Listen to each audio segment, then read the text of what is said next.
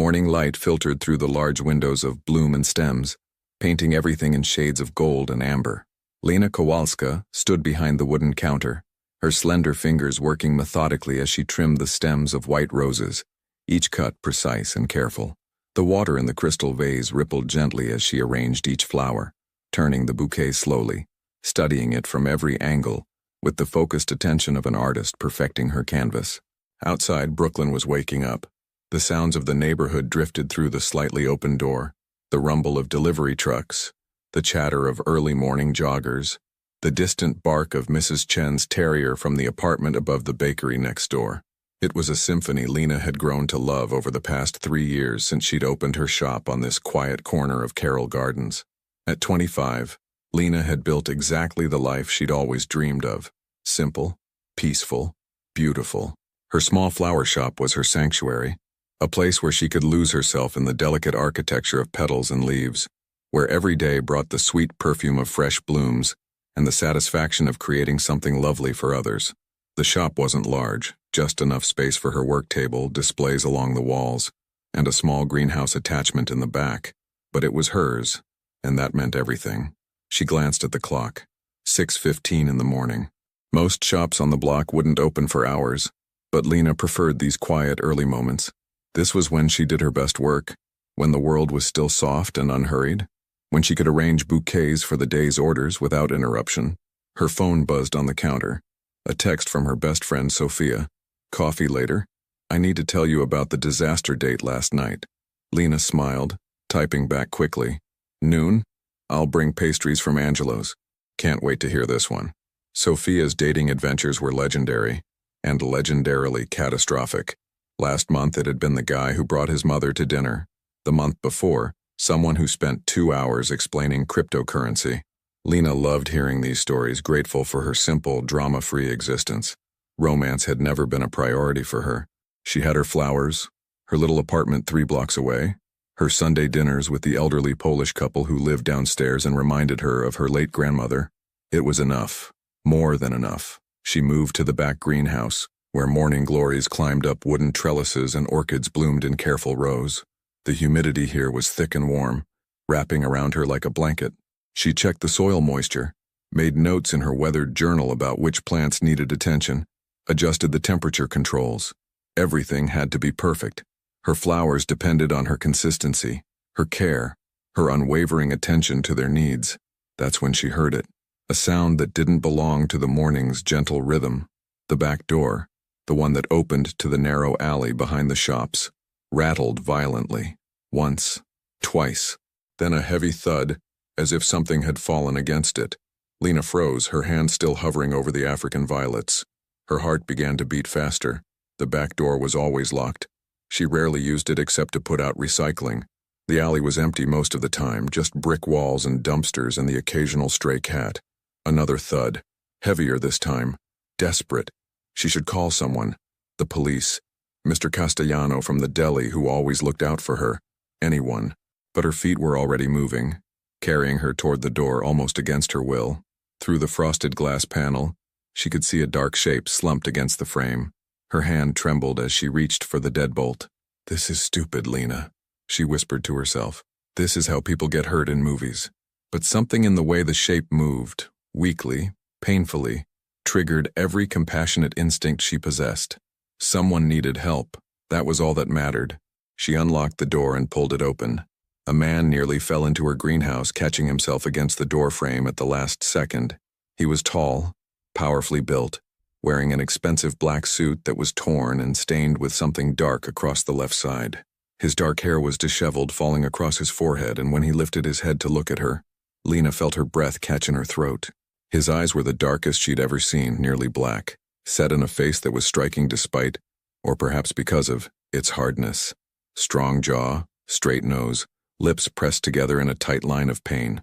He looked to be in his mid-30s, and everything about him radiated power and danger, from his broad shoulders to the way he held himself even while clearly injured. "Please," he said, his voice rough and low. "I need—" His knees buckled and Lena reacted instinctively, stepping forward to catch him. He was heavy, solid muscle and bone, and she struggled under his weight as she helped him stagger into the greenhouse. Her logical mind was screaming at her to run, to scream, to do anything except what she was doing, but her hands were already guiding him to the wooden bench near her potting table, easing him down with surprising gentleness. "You're hurt," she said, the words coming out steadier than she felt. "What happened? Should I call an ambulance?" "No." The word came out sharp, almost harsh. He grabbed her wrist, not hard, but firmly enough to stop her from reaching for her phone. His hand was warm, his grip desperate. "No hospitals, no police, please." Lena should have been terrified. Every rational part of her brain was telling her this was dangerous, that this man was clearly in some kind of serious trouble. But when she looked into his eyes, she saw something beneath the hardness. Pain, yes, but also fear, and something else she couldn't quite name, a profound weariness that seemed to go deeper than any physical wound. "Let me see," she said quietly, gently pulling her wrist from his grip. He hesitated, then nodded slightly, leaning back against the greenhouse wall. Lena's hands shook as she carefully pulled aside his suit jacket. The white shirt beneath was soaked with blood on the left side, and when she lifted it, she saw a wound on his upper arm. Not deep, thank God, but bleeding steadily. It looked like something had grazed him, tearing through skin and muscle but missing anything vital. "I need to clean this," she said, her voice taking on the calm, focused tone she used when dealing with a crisis. Once, she'd helped her neighbor after a kitchen accident, applying pressure to a cut until the ambulance arrived. This wasn't so different, just a wound that needed cleaning. "I have a first aid kit, don't move." She grabbed the extensive medical supplies she kept for emergencies. Living alone, working with sharp tools, she'd learned to be prepared, and returned to find him watching her with those intense dark eyes. His gaze followed her every movement as she gathered clean towels, antiseptic, bandages. "This is going to hurt," she warned, soaking a cloth with antiseptic. "I've had worse." His voice was softer now, some of the edge gone. Lena carefully cleaned the wound, trying to ignore how intimate this felt. Her hands on his bare skin, his breath shallow and controlled as she worked. He barely flinched, which told her this wasn't his first time being injured. That thought should have frightened her more, but instead, she found herself curious. "What's your name?" she asked, focused on wrapping the bandage around his muscular arm. A pause. "Dante." "Dante," she repeated softly. "I'm Lena. I know." When she looked up in surprise, he added, "The sign out front. Lena's Bloom and Stems. You named it after yourself." "I did." She secured the bandage, her fingers gentle. "There. It's not professional medical care, but it should hold until you can get proper help." "Thank you." The words sounded rusty, as if he didn't say them often. They sat in silence for a moment, the early morning light growing stronger through the greenhouse glass, illuminating the rows of flowers around them. The contrast was surreal. This dangerous, wounded man sitting among her delicate orchids and roses, blood on his expensive suit, weariness etched into every line of his striking face. "You should go," Lena said finally, though part of her surprised herself by not wanting him to leave yet. "Whoever you're running from, they might come looking." Dante's jaw tightened. "They won't find me here, and I won't bring trouble to your door. I just needed—" He trailed off, looking around the greenhouse as if seeing it for the first time. "I needed somewhere quiet, somewhere safe." The word sounded foreign in his mouth, as if safety was a concept he barely remembered. Lena studied him, this stranger who had crashed into her carefully ordered world. She should be afraid. She should insist he leave immediately. But something in his exhausted eyes, in the way he looked at her flowers with something almost like longing, made her hesitate. "How did you get hurt?" she asked quietly. "Business disagreement." His mouth quirked in something that wasn't quite a smile. "Nothing you need to worry about. I'm cleaning your blood off my hands. I think I'm already involved enough to worry." He looked down at her hands, still stained red despite her efforts to wipe them clean, and something flickered across his face. Regret, maybe, or shame. "I'm sorry. I shouldn't have come here. I wasn't thinking clearly. I've walked past your shop before, seen you through the window working with your flowers. You always looked so peaceful. And when I needed somewhere to go, I thought—" He didn't finish, but Lena understood. In his world of violence and chaos, her little flower shop must have seemed like another universe entirely, a place where beauty still mattered, where things grew instead of being destroyed. "How long have you been watching my shop?" she asked, and she was surprised to find she wasn't frightened by the admission. "I'm not—" He stopped, ran a hand through his dark hair. "It's not like that. I own several buildings in Brooklyn, yours included. I do occasional walkthroughs of the neighborhoods. Your shop just stood out. You're my landlord? Lena couldn't help the surprise in her voice. Technically, yes. Through a property management company. I doubt you've ever seen my name on the paperwork. That explained the expensive suit, the air of authority even while wounded. This was a man used to power, to control. Whatever business he was in, it clearly involved significant money and equally significant danger. The sun had fully risen now, and Lena knew she should be opening her shop soon. Mrs. Patterson would be by at 7:30 to pick up the arrangement for her daughter's birthday. Mr. Rodriguez needed his weekly bouquet for his wife's grave. Life continued, routine and reliable, even with a wounded stranger sitting in her greenhouse.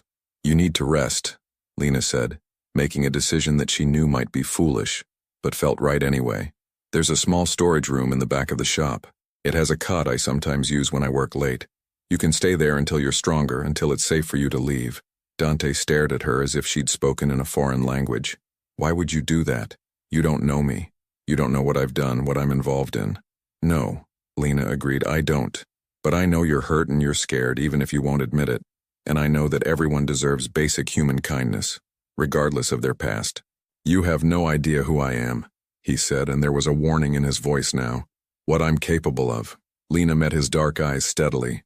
You're right. I don't. But I know what I'm capable of. And that's choosing to help someone in need.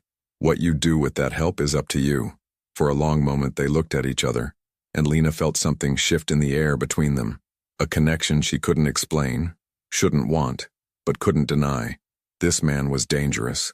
His world was dangerous. But beneath all that hardness she sensed something else.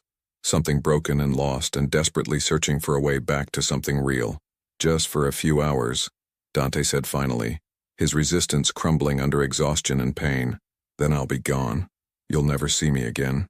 Lena nodded, knowing somehow that this was a lie, that this moment, this choice, had set something in motion that couldn't be undone. The storage room is through there, she said, pointing to a narrow door at the back of the greenhouse. I'll check on you in a couple of hours. Try to sleep. Dante stood slowly, steadying himself against the wall. As he moved past her, he paused, and for a moment Lena thought he might say something more. Instead, he just looked at her with those unfathomable dark eyes, and she felt herself shiver despite the greenhouse's warmth. Thank you, Lena, he said quietly. You shouldn't have helped me, but thank you. Then he disappeared through the door, leaving Lena alone among her flowers, her hands still stained with his blood, her heart beating faster than it had in years. She looked down at the crimson on her palms, then at the white roses on her work table, so pure and innocent and fragile. Two worlds had just collided in her greenhouse. The world of beauty and peace she'd so carefully cultivated, and a world of darkness and danger she'd never imagined entering. And somehow, impossibly, she had just chosen to let that darkness in. Outside, Brooklyn continued its morning routine. Cars honked. People laughed. The bakery's ovens filled the air with the scent of fresh bread. Everything was normal, ordinary, safe. But in Lena's greenhouse, surrounded by blooming flowers and the lingering scent of antiseptic, everything had changed. She could feel it in her bones, in her racing heart, in the way the morning light seemed different now, sharper somehow, more alive. She washed her hands 3 times before the water ran clear, then walked into her shop to prepare for the day. But her mind kept drifting back to the storage room, to the wounded stranger resting there, to the look in his eyes when he'd said her name, Dante. She didn't know his last name, didn't know what he did or why he'd been hurt or who was after him. But she knew with absolute certainty that her quiet, peaceful life would never be quite the same again. And the strangest part, she wasn't sure she wanted it to be. When Lena checked the storage room 2 hours later, carrying a bottle of water and some pastries from Angelo's bakery, Dante was gone. The cot showed the impression of where he'd lain, and the small window she rarely opened was ajar, letting in the cool October air. He'd left as silently as he'd arrived, disappearing back into whatever dangerous world he came from. She told herself she was relieved, that this was exactly what she'd wanted, for him to recover enough to leave, to take his danger and darkness with him, to let her return to her simple, uncomplicated life. But as she stood there holding the water bottle, looking at the empty cot, she felt something she hadn't expected. Disappointment. You're being ridiculous, Lena, she muttered to herself, closing the window and locking it securely. He was a stranger, a dangerous stranger, This is a good thing. But the feeling lingered as she returned to her work, arranging Mrs. Patterson's birthday bouquet with yellow roses and white lilies. Her hands moved through the familiar motions, but her mind kept drifting back to those dark eyes, to the way Dante had looked at her flowers with such unexpected longing, to the rough sound of his voice when he'd said her name. The day passed in its usual rhythm. Customers came and went. Mrs. Patterson loved her arrangement and tipped generously. Mr. Rodriguez stood quietly for a moment with his weekly bouquet before thanking her softly and leaving. A young couple ordered flowers for their upcoming wedding, their excitement infectious as they debated between orchids and peonies. By the time Sophia arrived at noon, Lena had almost convinced herself that the morning had been some strange dream. "Okay, so picture this," Sophia said, bursting through the door with her characteristic energy, her curly dark hair bouncing as she moved. The guy shows up wearing a suit covered in cat hair. Not a little cat hair, Lena. Covered. Like he'd rolled around in a pet store. Lena couldn't help but laugh as she locked the door and flipped the "back in 30 minutes" sign. They sat at her work table, sharing pastries and coffee, while Sophia recounted her latest dating disaster with animated hand gestures and dramatic pauses. And then, he pulls out his phone and starts showing me pictures of his cats. For 45 minutes, Lena. I now know the names, personalities, and dietary restrictions of 7 cats I will never meet. Maybe he was nervous? Lena suggested, biting into a chocolate croissant. He named one Chairman Meow. Chairman Meow. Sophia groaned, dropping her head onto the table. Why are all the good ones taken or crazy? Or taken and crazy? You'll find someone, Lena said reassuringly, patting her friend's shoulder. Someone who appreciates your energy and only has a reasonable number of cats. What's a reasonable number? Wait, don't answer that. 0. The answer is 0. Sophia lifted her head, studying Lena with suddenly sharp eyes. You look different. Something happened. Lena felt her cheeks warm. Nothing happened. I'm just tired. Early morning. Lena Kowalska, I've known you since freshman year of college. You're a terrible liar. Your left eye does this twitchy thing. Sophia leaned forward conspiratorially. Spill. Did someone finally ask you out? Please tell me it's not Marcus from the hardware store. He's sweet, but he has the personality of unsalted butter. No one asked me out, I just... Lena hesitated, then decided on a version of the truth. Someone came by this morning, early. They were hurt and needed help. Sophia's eyes widened. Hurt how? Like accident hurt or I need to call the police hurt? Accident, Lena said quickly. Just a cut. I cleaned it, bandaged it, they left, that's all. They, he or she? He. And... Sophia practically bounced in her seat. What did he look like? Was he cute? Did you get his number? Sophia, he was injured and clearly in trouble. I wasn't thinking about whether he was attractive. That was a lie. She definitely noticed how attractive he was, in a dangerous, forbidden sort of way. But was he though? Sophia pressed, grinning now. Lena threw a piece of croissant at her. You're impossible. I'm invested in your love life since you refused to be. Come on, give me something. Tall? Short? Young? Old? Tall, Lena admitted. Mid-30s maybe. Dark hair, dark eyes. And it doesn't matter because I'll never see him again. Something in her voice must have betrayed her feelings because Sophia's teasing smile softened into something more sympathetic. But you want to? Did she? Lena looked down at her hands, remembering how they'd shaken as she cleaned Dante's wound, how his skin had felt warm under her fingers, how his eyes had held hers with an intensity that had made her feel truly seen for the first time in years. I don't know what I want, she said honestly. It was just a strange morning. That's all. But it wasn't all. And as the days passed, Lena found herself thinking about Dante more than she should. She caught herself watching the back door, half expecting him to appear again. She wondered if his wound had healed properly, if he was safe, if he'd thought about her even once since he'd left. A week went by, then another. October deepened, bringing shorter days and cooler nights. Lena decorated her shop with small pumpkins and autumn flowers, bronze chrysanthemums, deep red dahlias, orange marigolds. She told herself she was being foolish, that she needed to forget about the dangerous stranger who'd stumbled into her life for a few brief hours. But forgetting proved impossible, especially when she started noticing things. Small things at first. A black luxury car parked across the street for hours, its windows too dark to see inside. The same man in a gray jacket walking past her shop multiple times a day, always glancing at her window. a sense of being watched that made the hair on the back of her neck stand up. She told herself she was being paranoid, that Dante's appearance had made her jumpy and suspicious, but the feeling persisted, growing stronger each day. Then, on a gray Tuesday morning 3 weeks after Dante had vanished from her storage room, he came back. Lena was creating a sympathy arrangement, white roses and lilies, simple and elegant, when the bell above her door chimed. She looked up, expecting Mrs. Chen coming for her weekly tulips, and instead found Dante standing in her doorway. He looked different than he remembered, still dangerous, still powerful, but more controlled now. He wore a charcoal suit that fit him perfectly, his dark hair neatly styled, his posture confident and commanding. The wound on his arm was healed, hidden beneath expensive fabric. Only his eyes were the same, dark and intense, fixed on her with that unsettling focus. For a moment, neither of them spoke. Lena's heart hammered in her chest, her hands frozen above the white roses. "Hello, Lena," he said finally, his deep voice sending a shiver down her spine. "You're better," she managed, setting down her scissors with trembling fingers. "Your arm. Thanks to you." He stepped further into the shop, and Lena was acutely aware of how the space seemed to shrink around him, how his presence filled every corner. "I came to thank you properly. What you did that morning, helping me, risking your own safety. It wasn't something I deserved. Everyone deserves basic kindness," Lena said, repeating the words she'd told him that first day.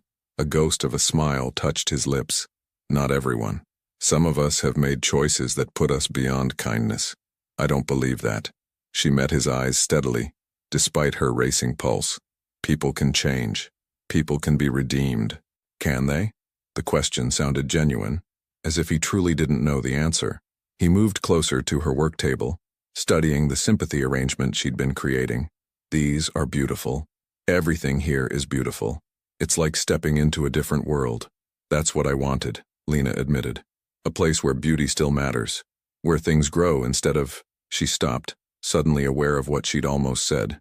"Instead of being destroyed," Dante finished quietly. "You're not wrong. That's exactly what my world is. Destruction, power, control. No room for something as fragile as a flower." He reached out, almost touching a white rose, then pulled his hand back as if afraid he might damage it. "Or someone as good as you." "You don't know me," Lena said. "I'm not particularly good, I'm just, ordinary. You threw away your safety to help a stranger bleeding in your greenhouse.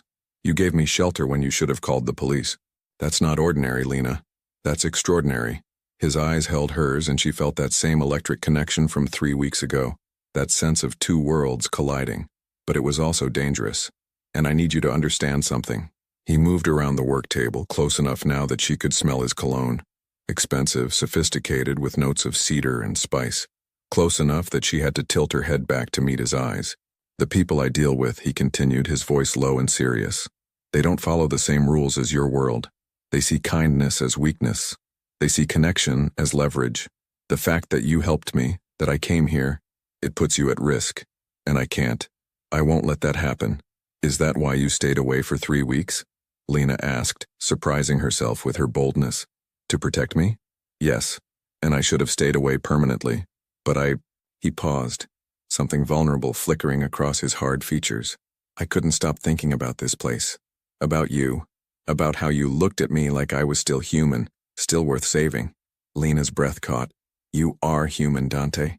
Whatever you've done, whatever your business involves, you're still human. You have no idea what I've done." His voice was rough now, almost harsh. "The decisions I've made, the things I've overseen. If you knew, you wouldn't look at me the way you're looking at me right now. How am I looking at you? Like you see something good, something worth redemption." He took a step back, as if physically distancing himself from the possibility. "But I didn't come here for absolution. I came to warn you. There are people who've noticed my unusual behavior. Coming here that morning was reckless. Returning now is even more reckless. You need to be careful. If anyone asks about me, anyone at all, you tell them nothing. You've never seen me. We've never spoken. Do you understand?" Fear crystallized in Lena's chest. "Are you saying I'm in danger?" "I'm saying that I've brought danger to your door, and I'm trying to minimize it." His jaw tightened. "I have people watching your shop. You won't see them, but they're there. If anything seems wrong, anyone threatening you, following you, anything at all, you call this number." He pulled a card from his pocket and placed it on her work table. Plain white, just a phone number, no name. Someone will answer immediately. Lena stared at the card, reality crashing down around her. This wasn't a romantic story. This was real danger, real consequences. She'd invited darkness into her sanctuary, and now she had to live with that choice. "I'm sorry," Dante said quietly, and the regret in his voice was palpable. "I'm sorry I came here that morning. I'm sorry I came back today. I'm sorry for dragging you into my world even at its edges. You deserve better than this." He turned to leave, and Lena's hand shot out instinctively, catching his arm. He froze at her touch, his muscles tensing beneath the expensive fabric. "Don't apologize for being human," she said firmly, "for needing help when you were hurt, for wanting to see something beautiful in a dark world. Those things don't make you weak, Dante. They make you alive." He looked down at her hand on his arm, then slowly, carefully covered it with his own. His hand was warm, strong, and surprisingly gentle. "You should be afraid of me. Maybe. But I'm not." And she realized it was true. Despite everything, the danger, the warnings, the obvious connection to violence, she wasn't afraid of him. Afraid for him, perhaps. Afraid of what his world might do to them both, but not of the man himself. "You should be," he repeated, but he didn't pull away from her touch. They stood like that for a long moment, connected by her small hand on his arm, his larger hand covering hers, the autumn light filtering through her shop windows and casting everything in shades of amber and shadow. Around them, the flowers bloomed in silent witness, the roses and lilies, the chrysanthemums and dahlias, all the beauty Lena had worked so hard to cultivate. "I should go," Dante said finally, but he still didn't move. "Yes," Lena agreed, but she didn't release his arm. "Lena!" The bell above the door chimed loudly, shattering the moment. They sprang apart as Sophia burst into the shop, bags of takeout Thai food in her hands, already talking before she'd fully entered. "Okay, so I know it's not noon yet, but I had a cancellation and I'm starving and I got that pad thai you love." She stopped abruptly, seeing Dante, her eyes going comically wide. Oh, I'm interrupting. I'm totally interrupting. Hi, I'm Sophia, Lena's friend, just delivering lunch, which I can leave, right here, and go, immediately. It's fine," Lena said quickly, her cheeks burning. This is Dante. He was just leaving." Dante finished smoothly, his professional mask sliding back into place effortlessly. "It was good to see you again, Lena. Thank you for your help with the flowers." He nodded politely to Sophia. "Nice to meet you." He walked toward the door with controlled grace, but just before he left, he glanced back at Lena one last time. In that look, she saw everything he hadn't said. The warning, the regret, the undeniable pull between them that neither wanted, but both felt. Then he was gone, the bell chiming softly behind him. Sophia stood frozen for a full 3 seconds before exploding. "That's the guy. The injured stranger from 3 weeks ago. Lena. He looks like he walked out of a cologne commercial. The dangerous, expensive kind where they're on a yacht or in a mansion or something." Sophia. And the tension. "Oh my God, the tension. I felt like I needed to leave my own friend's flower shop because you two were basically having an entire conversation with your eyes. What is happening? Who is he? Why does he look like he could buy this entire block?" "It's complicated," Lena said weakly, picking up the card Dante had left and slipping it into her pocket. "Complicated is his middle name. I guarantee it." Dante complicated gorgeous face. Sophia set down the Thai food and grabbed Lena's shoulders. "Okay, real talk. Is he dangerous? Like, should I be worried about you dangerous?"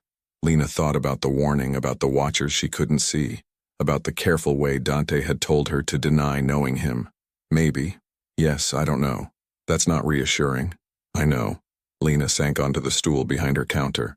"But Sophia, when he looks at me, I feel like he sees me, really sees me. Not just the florist who makes pretty arrangements, not just the quiet girl who lives alone and doesn't cause trouble. He sees something more." "And what do you see when you look at him?" Lena was quiet for a long moment, thinking about Dante's eyes, about the weariness and regret she'd glimpsed beneath his controlled exterior, about the way he'd touched her roses like they were precious and fragile. "I see someone who's lost. Someone who's made terrible choices and doesn't know how to find his way back. Someone who's given up on redemption, but desperately wants it anyway." Sophia sat down beside her, her usual energy subdued. "Lena, honey, you can't save everyone, especially not dangerous, mysterious men who show up bleeding at your back door. I'm not trying to save him. I don't know what I'm doing, but I can't stop thinking about him. Have you considered that might be exactly what he wants? Dangerous men are often very good at making you think about them. It's not like that, Lena protested, though she wasn't entirely sure. Was Dante manipulating her, using her kindness as a way into her life, or was the connection between them real? This sense that they'd both found something unexpected in each other. That night, alone in her apartment, Lena pulled out the card Dante had left. Just a phone number, stark black digits on white cardstock. A direct line to his world, to danger, to complications her simple life had never contained. She should throw it away, forget about him, return to her routine of flowers and coffee dates and quiet evenings reading on her couch. Instead, she placed it in her nightstand drawer, next to a pressed rose from her first day opening the shop. A reminder of beauty. And now, a reminder of something else. Something dangerous and impossible and utterly consuming. 3 days later, Lena was closing her shop at dusk when she noticed the black car again. This time it wasn't just parked across the street. It was moving slowly, keeping pace with her as she walked the 3 blocks to her apartment. Her heart began to race. She thought about the card in her purse, about Dante's warning. She reached for her phone just as the car stopped and the back door opened. But it wasn't Dante who stepped out. It was someone else. Someone whose smile was cold and whose eyes held no warmth whatsoever. Lena Kowalska, the man said, his voice smooth and threatening. We need to talk about your friend. The man who stepped out of the black car was shorter than Dante, but no less intimidating. He wore a perfectly tailored navy suit, his graying hair slicked back, his face lined with the kind of hardness that came from years of violence barely concealed beneath a veneer of sophistication. 2 other men emerged from the car behind him, larger, younger, clearly there for intimidation rather than conversation. Lena's hand tightened around her phone in her purse, her finger hovering over the speed dial she'd programmed for Dante's number 3 days ago. She'd told herself she'd never use it. Now she was grateful she'd saved it.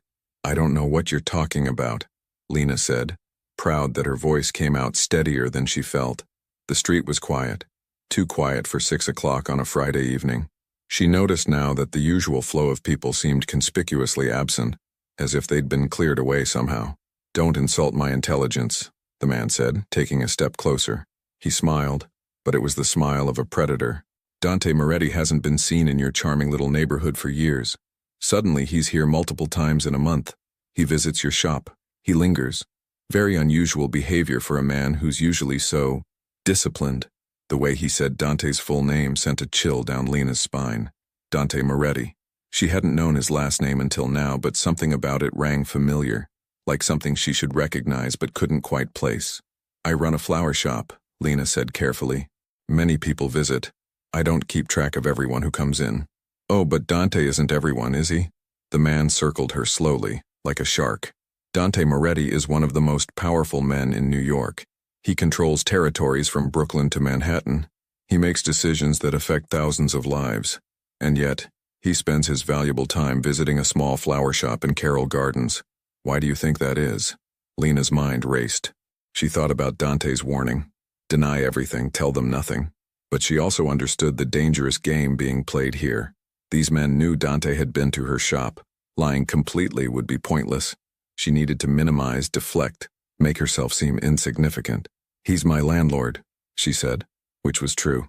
He was checking on the building. We spoke briefly about the lease, that's all. That's all? The man stopped in front of her, his cold eyes boring into hers. My sources tell me he was here for over an hour on Tuesday. That's quite a long lease discussion. He was interested in the shop, in how business was going.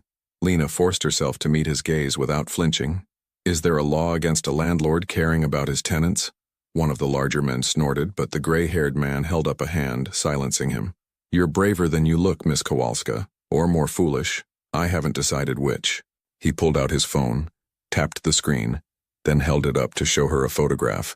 Lena's blood went cold. It was a picture of her shop, taken through the window.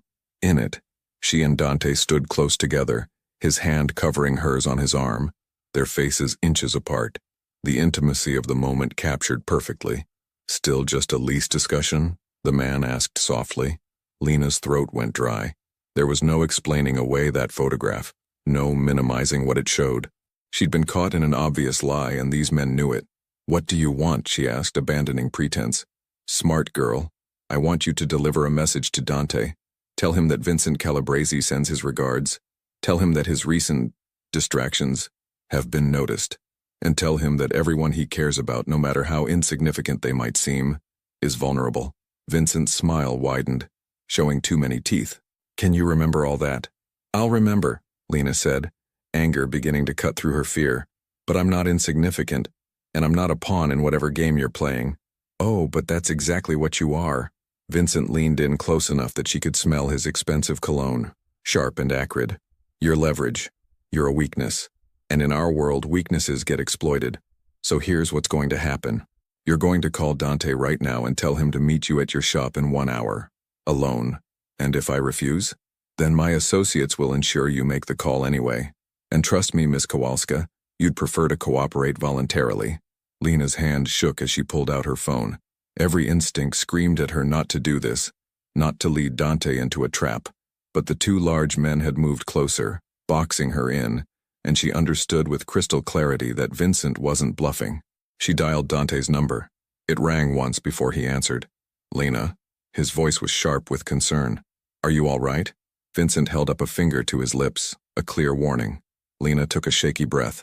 Dante, I need to see you. At the shop. In an hour. It's important. A pause. When Dante spoke again, his tone had changed. Harder. More controlled. What's wrong? Nothing's wrong, Vincent shook his head firmly. Lena swallowed. Please. I need you to come. Alone. Another pause, longer this time. Lena could practically hear Dante thinking, analyzing every word and inflection. I'll be there, he said finally. But Lena, if something's wrong...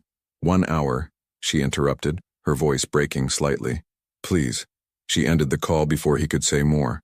Vincent smiled approvingly and took the phone from her trembling hand. Excellent.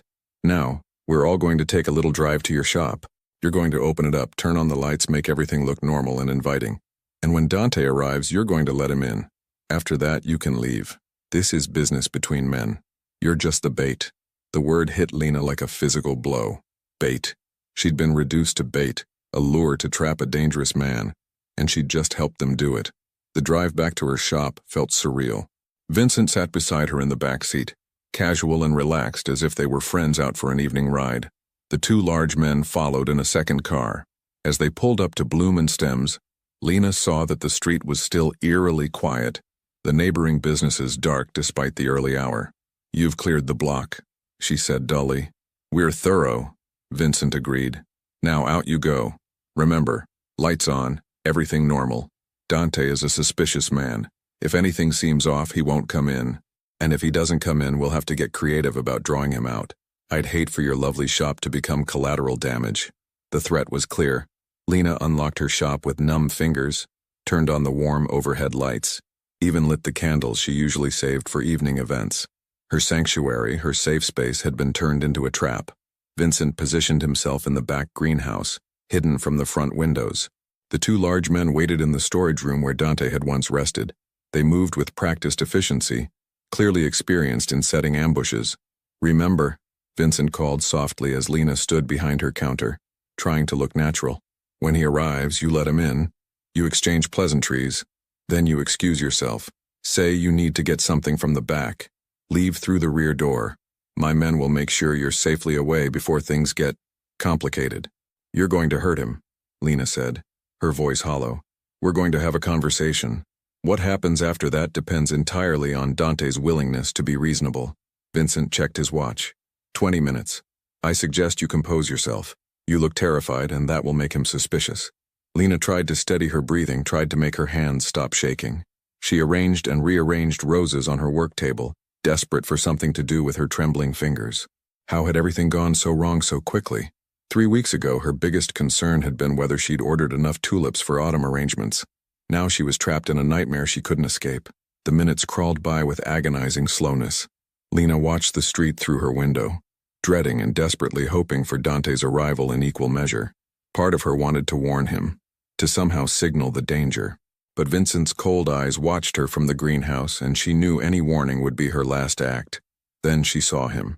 Dante approached on foot, moving with that controlled grace she remembered.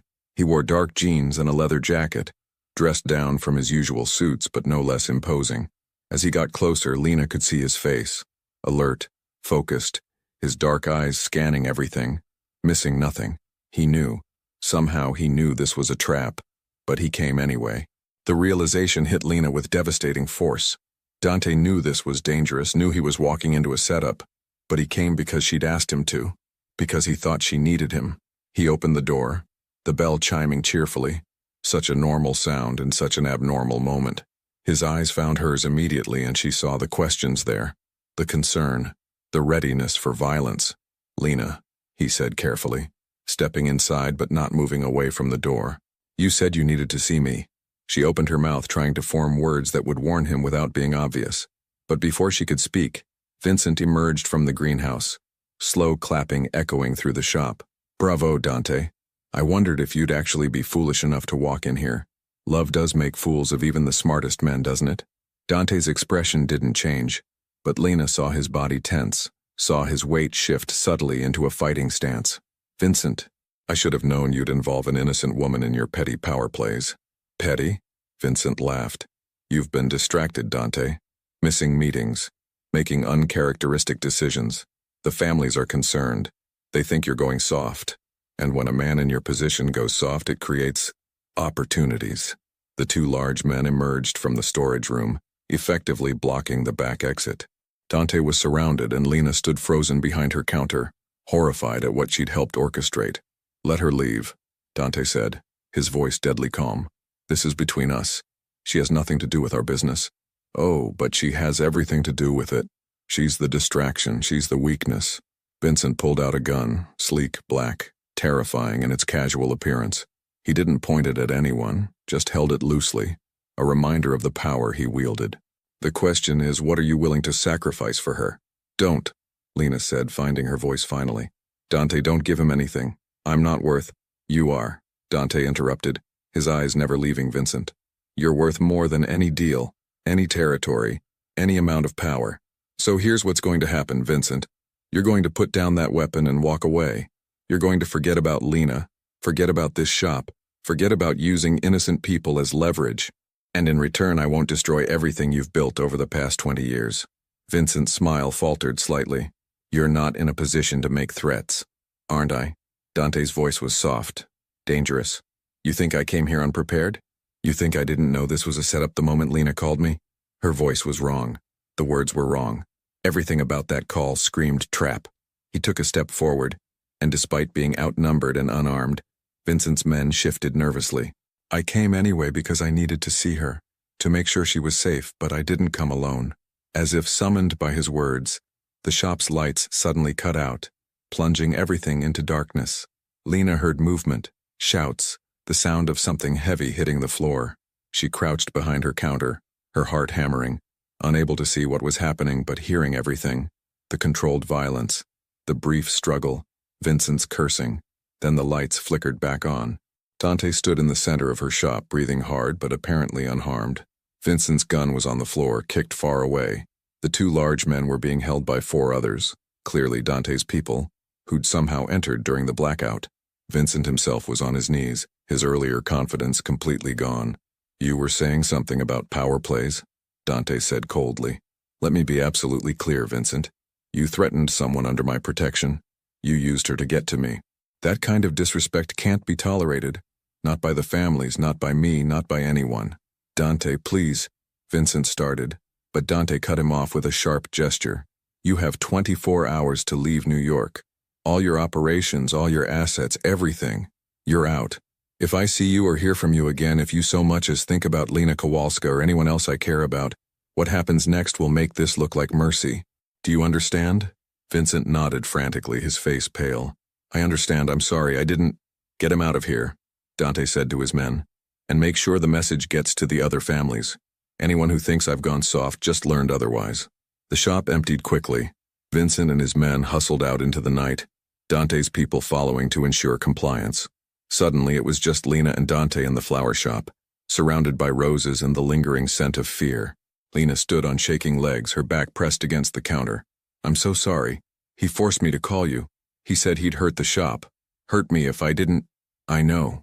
Dante crossed to her in 3 quick strides, his hands gentle as they cupped her face, tilting it up so he could examine her. Did he hurt you? Did any of them touch you? No, they threatened. They scared me. But they didn't hurt me. Tears were streaming down her face now, the fear and adrenaline finally breaking through. I led you into a trap. I brought you here knowing it was dangerous. You saved my life by making that call. His thumbs brushed away her tears with surprising tenderness. The way you said my name, the specific words you used, you were trying to warn me. And you did. That gave me time to prepare, to position my people. If you'd tried to be clever, tried to hide what was happening, I might have walked in blind, but you trusted me to understand. And I did. I put you in danger. No, I put you in danger by involving you in my world at all. This is my fault, Lena. All of it. From the moment I came to your shop 3 weeks ago, I've been putting you at risk. Vincent was right about one thing. You're my weakness. And in my world, weaknesses get exploited. He started to pull away, but Lena grabbed his jacket, holding him close. Don't you dare walk away right now. Don't you dare use this as an excuse to disappear for my protection or my own good. I'm not a child, Dante. I make my own choices, and I choose. The front window exploded. Lena didn't have time to scream, didn't have time to process what was happening. One moment she was holding Dante's jacket, the next she was on the floor with his body covering hers, protecting her from the shower of glass raining down around them. She heard the sound a split second later. A gunshot, then another. Someone was shooting at them from the street. Stay down, Dante ordered, his body a shield over hers. He had a gun now. Where had he gotten a gun? And was returning fire through the broken window. This wasn't supposed to happen. Vincent was gone. The danger was over. But clearly someone else had decided to take their shot while Dante was distracted. More gunfire. Lena pressed her face against the cool floor of her shop, Dante's weight solid and protective above her.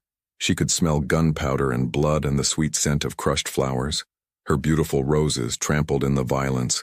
Her sanctuary destroyed. Then, in the brief pause between shots, Lena heard Dante grunt in pain. No, she whispered, twisting under him to see his face. Blood was seeping through his jacket, spreading across his shoulder. No, Dante, you're hit. It's fine. Stay down. His voice was strained but controlled. He fired 3 more shots, and the shooting from the street stopped. Silence fell, thick and terrible. Lena's hands were shaking as she pressed against his wound, trying to stop the bleeding. You're not fine. You need a hospital. What I need is for you to be safe. He managed to sit up, wincing as the movement pulled at his injury. His face was pale, his breathing shallow. My people will be here in minutes. They'll clean this up. They'll make sure you're protected. But Lena, you need to understand what this means. Tonight was a message. Vincent might have been the messenger, but there are others who see you as my weakness now. Others who'll try to use you against me. So what are you saying? That I should pretend I don't know you? That I should go back to my simple life and forget any of this happened? Lena's voice rose, anger cutting through her fear. It's too late for that, Dante. They already know about me. The damage is already done. Running away now won't make me safer, it'll just make me alone and vulnerable. He stared at her, and in his dark eyes, she saw the war he was fighting with himself. The desire to protect her battling against the knowledge that she was right, that abandoning her now would leave her exposed. You should hate me, he said roughly. After tonight, after everything I've brought into your life, you should hate me. I should, Lena agreed. But I don't. And that's my choice to make, not yours. Outside she heard cars screeching to a stop, doors slamming, voices shouting. Dante's people had arrived, just as he'd said they would. But in the moment before they burst through the door, before the chaos of cleanup and questions and consequences descended, Lena and Dante looked at each other in the ruins of her flower shop, surrounded by broken glass and crushed petals, and the undeniable truth neither could ignore anymore. They were bound together now, by danger, by choice, by something neither of them fully understood, but both felt with devastating intensity. Whatever came next, there was no going back to the way things were. The innocent florist and the dangerous Mafia boss had crossed a line that couldn't be uncrossed. And in Dante's eyes, for the first time, Lena saw not just darkness and regret, but something else. Hope. Fragile and impossible and terrifying, but hope nonetheless. The safe house was nothing like Lena expected. She'd imagined something dark and fortress-like, all concrete walls and barred windows. Instead, it was a beautifully restored farmhouse in upstate New York, surrounded by acres of quiet woods painted in autumn colors. The October sun filtered through tall windows, casting warm light across hardwood floors and comfortable furniture that looked lived in rather than staged. "It belonged to my grandmother," Dante said quietly as one of his men, a surprisingly gentle giant named Marco, helped him inside. His shoulder was bandaged now, the bullet removed by a private doctor who'd arrived at Lena's shop within 20 minutes of the shooting. "She left it to me when she died. It's one of the few places connected to my name that's actually peaceful." Lena followed them in, still in shock from the night's events. Her shop was closed indefinitely, the front window boarded up, police tape across the door. Dante's people had handled everything with efficient precision. Statements given, stories coordinated, evidence cleaned. To the outside world, it looked like a random act of violence, a stray bullet from a street altercation. No mention of mafia bosses or power struggles or innocent florists caught in the crossfire. Sophia had called 17 times. Lena had finally answered, keeping her voice steady as she explained she was taking a few days away after the random shooting had rattled her. Sophia had wanted to come immediately, but Lena had talked her down, promising she was safe, that she just needed time to process. The lies tasted bitter on her tongue. "The bedroom upstairs is yours," Dante said, wincing as Marco helped him onto the living room couch. "You'll be safe here. I have people positioned around the perimeter. Nobody gets within a mile without us knowing." "What about you?" Lena asked, nodding at his injured shoulder. "Where will you sleep?" "Here is fine. I've slept in worse places." "You're injured. You need a proper bed." She crossed her arms, summoning strength she didn't know she had left. "I'll take the couch. You take the bedroom." Marco, who'd been preparing to leave, paused at the door with a barely suppressed smile. Dante noticed and shot him a warning look. "I'll be outside if you need anything, boss." "Miss Kowalska." Marco nodded respectfully and disappeared. Alone now, Lena and Dante faced each other across the cozy living room. The domesticity of the moment felt surreal after the violence of hours before. Dante sitting on a couch that had probably hosted countless family gatherings. Lena standing in a farmhouse kitchen that smelled faintly of cinnamon and old wood. Two people from impossible worlds, thrown together by circumstances neither could control. "You should rest," Dante said finally. "It's been a traumatic night. So should you. But neither of us will we?" Lena moved to the kitchen, finding it surprisingly well stocked. "When was the last time you ate?" "I don't remember." "Then I'm making food. Don't argue." She opened cabinets, finding pasta, canned tomatoes, herbs. Her hands moved automatically through the familiar motions of cooking. Something normal, something grounding. "My grandmother taught me how to make pasta sauce from scratch. She said food was love made visible. That feeding someone was the most basic form of caring." She felt rather than saw Dante watching her as she worked. The silence between them wasn't uncomfortable, but it was heavy with unspoken words, with questions neither knew how to ask. "Why did you jump in front of me?" Dante asked suddenly. "When that gun fired, you threw yourself between me and the bullet. Why?" Lena's hands stilled over the pot. That moment was burned into her memory. The glint of metal in the streetlight, the instinctive surge of terror, her body moving before her mind could process what she was doing. She'd thrown herself at Dante, pushing him aside, feeling the bullet's wind as it passed where his head had been milliseconds before. "I don't know," she said honestly. I couldn't let you die. The thought of it, of you being gone, it was unbearable. So I moved. You could have been killed. So could you." She turned to face him, wooden spoon still in hand. "And for some reason that mattered more to me than my own safety. Don't ask me to explain it logically, Dante. I can't. All I know is that in that moment, your life felt more important than mine." His expression was unreadable, but his eyes, those dark, intense eyes, held something she'd never seen before. Vulnerability. Raw, honest vulnerability. "No one's ever done that for me before," he said quietly. "Put themselves in danger for my sake. People fear me, respect me, obey me, but protect me, risk themselves for me. That doesn't happen in my world. Maybe your world is smaller than you think." Lena turned back to the stove, stirring the sauce. "Maybe you've surrounded yourself with people who see your power instead of your humanity. But I see you, Dante. Not the mafia boss. Not the dangerous man everyone fears. I see the person underneath all that. The one who looks at flowers like they're miracles. The one who came back to my shop even though he knew it was dangerous. The one who's been carrying so much weight for so long that he's forgotten what it feels like to be cared for, simply for being himself." The silence stretched longer this time. When Lena finally plated the pasta and brought it to the coffee table, sitting beside Dante on the couch, she saw that his eyes were bright with unshed tears. "I don't deserve you," he said, his voice rough. "Probably not," Lena agreed, handing him a fork. "But that's not really the point, is it? Deserve doesn't factor into how we feel. It just is."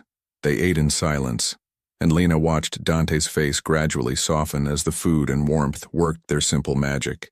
Here in his grandmother's house, away from the violence and power struggles, he looked different. Younger somehow. Less burdened. "Tell me about her," Lena said. "Your grandmother." Dante was quiet for a long moment, but then he began to speak. "She was the only person in my family who tried to keep me out of this life. My father was already deep in it. My uncles, my cousins. But Nonna Rosa, she wanted something different for me. She used to bring me here every summer, away from the city, away from the business. We'd work in her garden, cook together, sit on the porch at night and count stars." His voice grew softer, distant with memory. "She told me once that everyone has two paths in front of them. The path that's easy, that follows what everyone expects, and the path that's hard, that requires courage to walk alone. She begged me to choose the hard path, to break the cycle. But you didn't." "No. When I was 17, my father was killed, shot in the street like an animal, and I was so angry, so consumed with rage and grief, that I threw myself into the family business. I became everything Nonna Rosa feared I would become. She died 5 years later. I think of a broken heart, watching me destroy the person she'd tried so hard to save." He set down his fork, his food only half eaten. "She left me this house in her will, along with a letter that said she still believed in me, that it was never too late to choose the harder path. Do you still have the letter?" Dante nodded, standing slowly and moving to a bookshelf in the corner. He pulled down a worn wooden box and extracted a yellowed envelope, handling it with reverence. He didn't open it, just held it, his thumb tracing the faded ink of his name on the front. "I read it sometimes, when the weight of everything gets too heavy, when I forget why I'm doing any of this." He looked at Lena, and in his eyes she saw the war he'd been fighting with himself for years. She wrote that redemption isn't about erasing the past.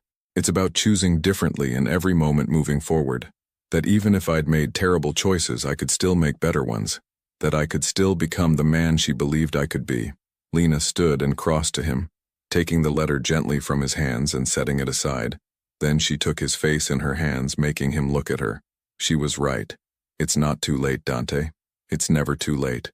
You don't understand what I've done, the decisions I've made, the people I've—" He stopped, unable to finish. "You're right. I don't understand. But I understand this. Whatever you've done, whoever you've been, that's not who you have to be tomorrow, or the next day, or the next." She let her hands drop but held his gaze. "I see the man you could be, the one who's still in there, buried under years of violence and survival and doing what you thought you had to do. That man is worth saving, Dante, and he's worth fighting for." "Why?" The word was barely a whisper. "Why would you fight for me?" Lena opened her mouth to answer, then closed it. Because the truth was complicated and simple at the same time. Because despite everything, the danger, the violence, the impossible gulf between their worlds, she'd fallen for him, for the broken, searching man beneath the armor, for the vulnerability he showed only to her, for the way he looked at her roses like they were sacred, for the hope she saw flickering in his eyes even as he tried to extinguish it. "Because everyone deserves someone who sees them," she said finally, "really sees them. And I see you, Dante Moretti. I see who you are and who you could be, and I choose to believe in the second one." He pulled her against him then, carefully because of his injured shoulder, but firmly enough that she could feel his heart racing against hers. They stood like that in his grandmother's living room, surrounded by memories of a woman who'd believed in second chances, and Lena felt something shift between them, something deeper than attraction, more profound than circumstance. This was choice, conscious, deliberate choice. Over the next 3 days, they fell into an unexpected rhythm. Dante's shoulder healed slowly. The bandages changed daily by Marco, who arrived each morning with supplies and updates from the city. The news wasn't good. Vincent had left town as ordered, but his departure had created a power vacuum. Other families were positioning themselves, testing boundaries, looking for weaknesses. "They're using my absence to make moves," Dante explained one evening, as they sat on the porch watching the sunset. "Every day I'm here, away from the city, they gain ground. So go back," Lena said, though the words hurt to say. Do what you need to do. And leave you here alone? Not a chance. His hand found hers on the porch railing, his fingers intertwining with hers. I have people handling things. It's fine. But Lena could see the tension in his shoulders, the way his jaw clenched when Marco delivered particularly troubling news. This peaceful interlude couldn't last forever.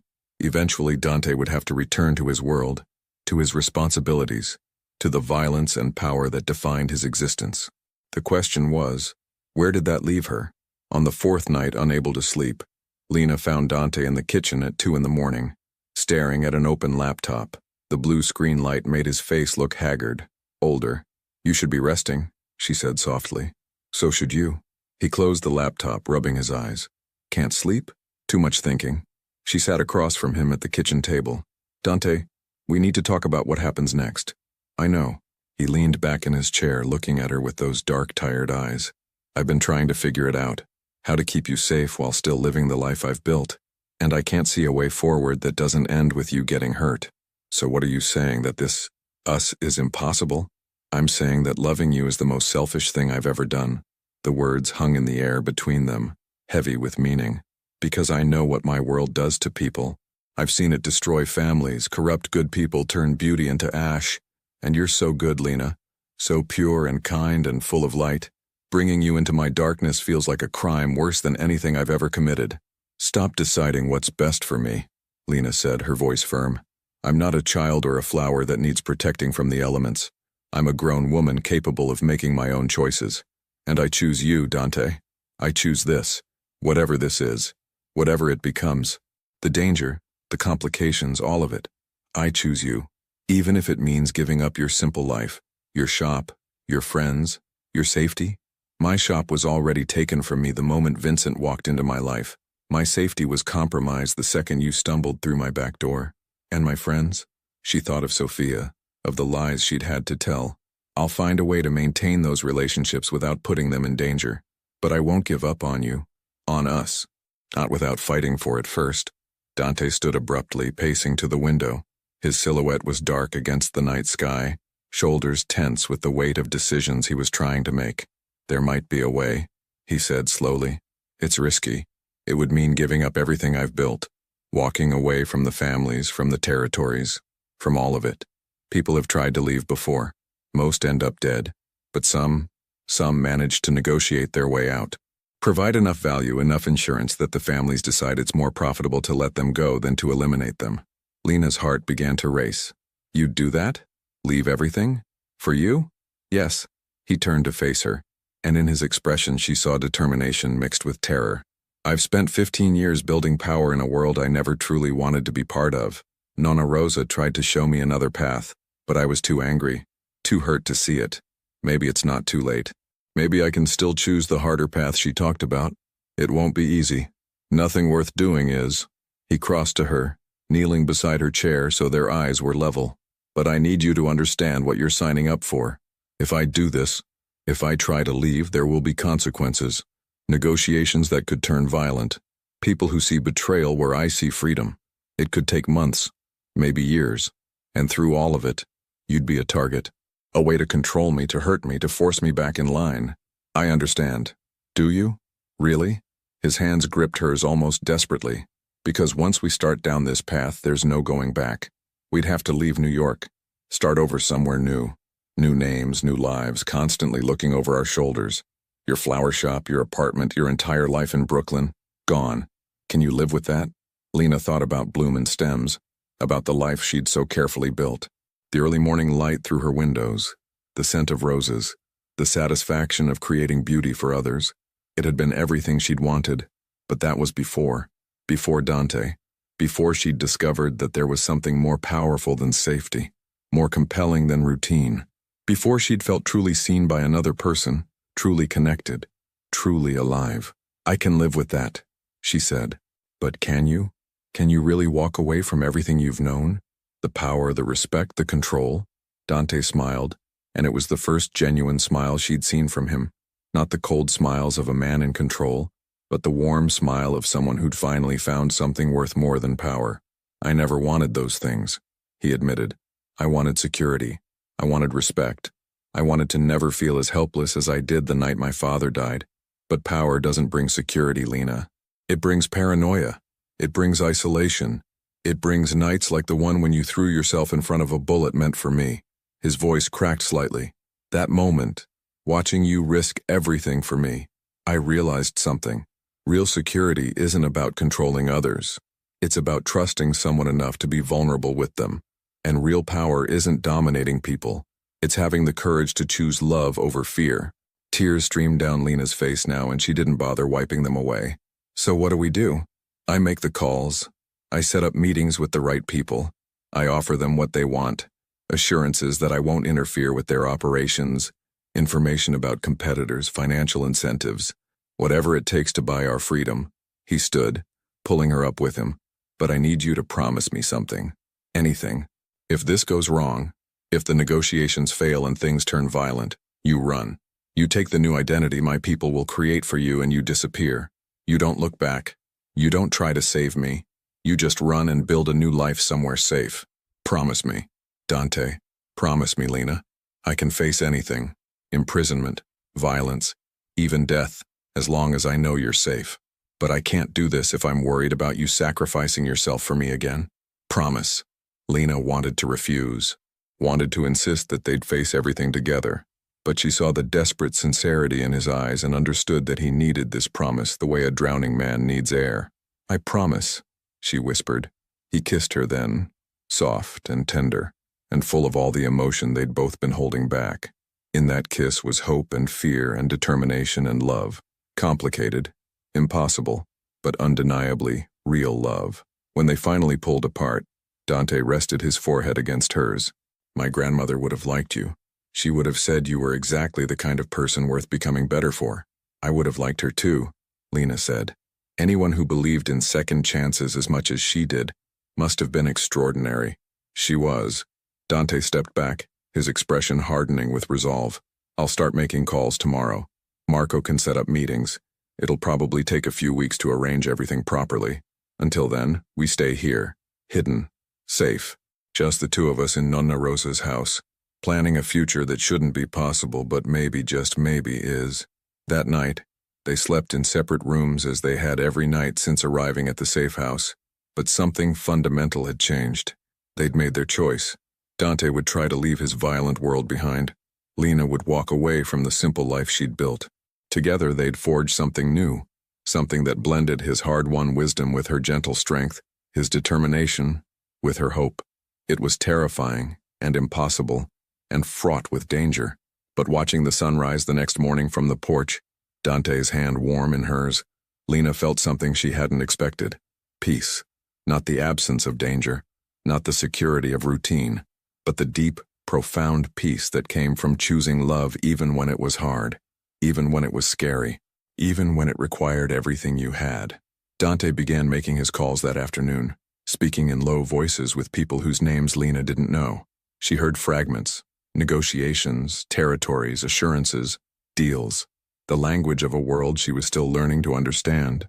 But she also heard something else in Dante's voice, something that hadn't been there before. Freedom. The freedom that came from finally choosing differently, from walking the harder path his grandmother had always believed he could walk, from blooming in the ashes of who he'd been, and becoming who he was meant to be. The meeting was set for a cold November evening in a warehouse on the edge of Manhattan.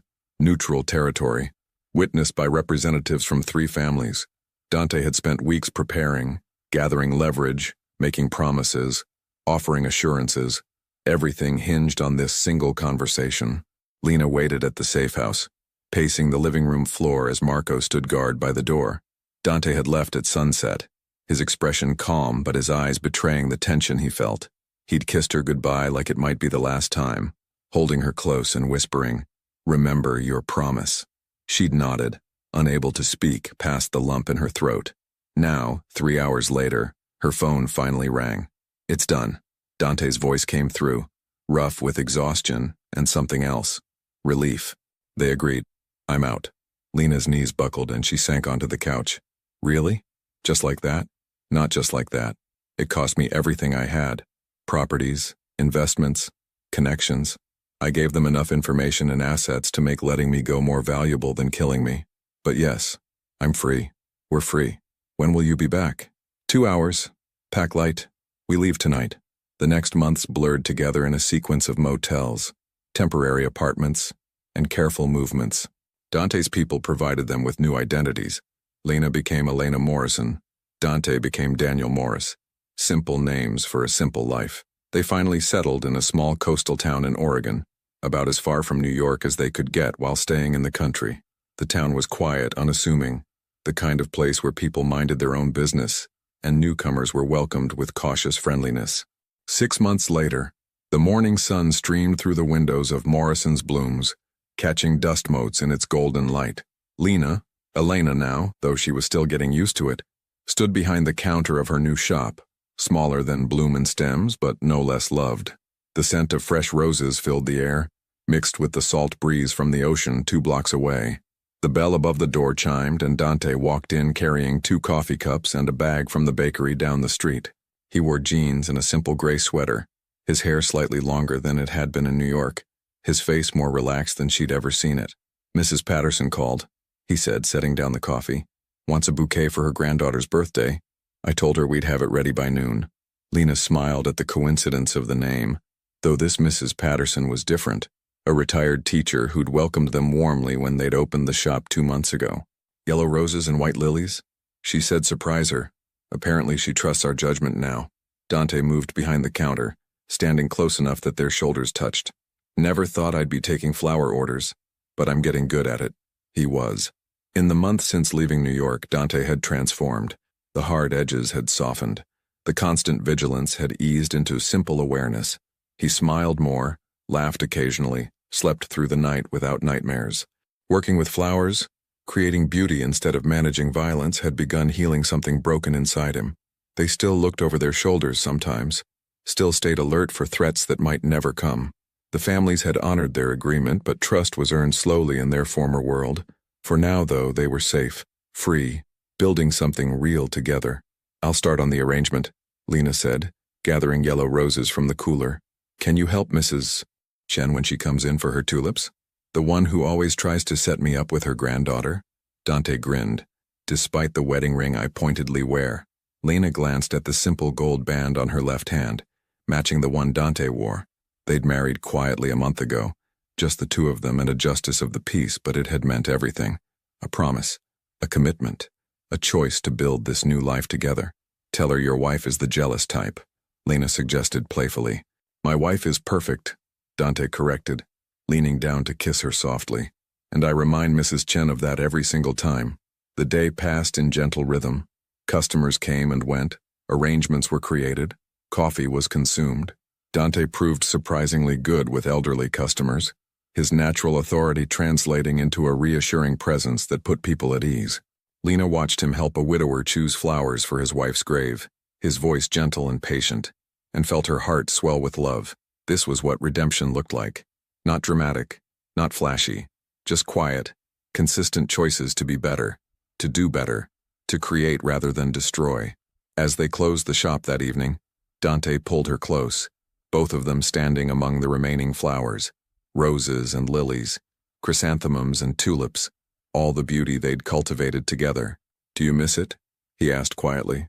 "Your old life, Brooklyn, your friends." Lena had stayed in touch with Sophia through carefully anonymous messages, enough to let her friend know she was safe and happy without revealing where. It hurt, maintaining that distance, but it was necessary. "Sometimes," she admitted, "I miss Sophia. I miss certain customers. I miss the familiarity of it all." She turned in his arms to face him. "But I don't regret this. Any of it. Do you?" "Never." He touched the scar on her shoulder where she'd been grazed by flying glass that terrible night. "You jumped in front of death for me. You chose me when you should have run. You believed I could be better when I'd stopped believing it myself. How could I regret anything that brought us here?" Through the shop window they could see the street darkening, shops closing, the small town settling into evening quiet. It was ordinary, simple, safe. Everything Lena had wanted in her old life, but richer now, deeper, because it had been chosen rather than defaulted to, because she shared it with someone who understood the cost of this peace. "Your grandmother would be proud," Lena said softly. "I hope so." Dante's voice was thick with emotion. I finally chose the harder path. It took me 20 years and meeting you to find the courage, but I chose it. And Lena, he cupped her face gently. I'd choose it again. Every single time. You're worth every sacrifice, every risk, every moment of fear. You're worth everything.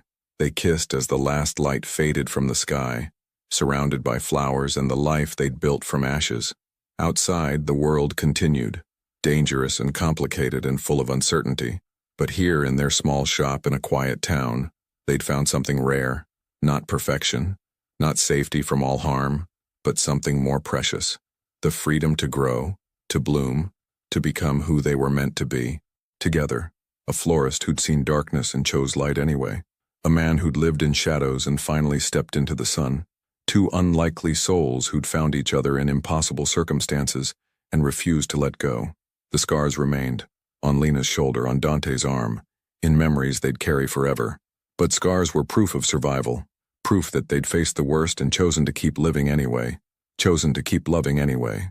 As they locked up the shop and walked home through the quiet streets hand in hand, Lena thought about that first morning when Dante had crashed into her greenhouse, wounded and desperate. She'd made a choice that day, to help instead of fear, to see humanity instead of danger. That choice had changed everything, had cost her the life she'd known, had given her a life she'd never imagined. And looking at Dante beside her, seeing the peace in his expression, the hope in his eyes, the gentle way he held her hand like she was something precious, Lena knew she'd make that same choice again. Love was always a risk, always a leap into the unknown. But some risks were worth taking. Some leaps led to solid ground, where flowers could grow, where darkness could transform into light, where two broken people could become whole. Together, Morrison's blooms had expanded, a greenhouse in back now, where Lena grew specialty orchids. Dante had taken classes in horticulture, his natural intelligence finding new outlet in understanding soil composition and growing cycles. They employed 2 part-time workers and had become fixtures in the community. Some nights Dante still woke from nightmares about his old life. Some days, Lena still felt the ghost of fear from that terrible evening. But those moments grew rarer as time passed, replaced by ordinary joys. Morning coffee, shared laughter, the satisfaction of a perfectly arranged bouquet. They'd learned that redemption wasn't a destination but a journey, that becoming better was a daily choice made in small moments and quiet decisions. That love wasn't about perfection, but about choosing each other again and again through every difficulty. And in their small shop by the ocean, surrounded by blooming flowers and the life they'd fought so hard to build, they chose each other still, every single day.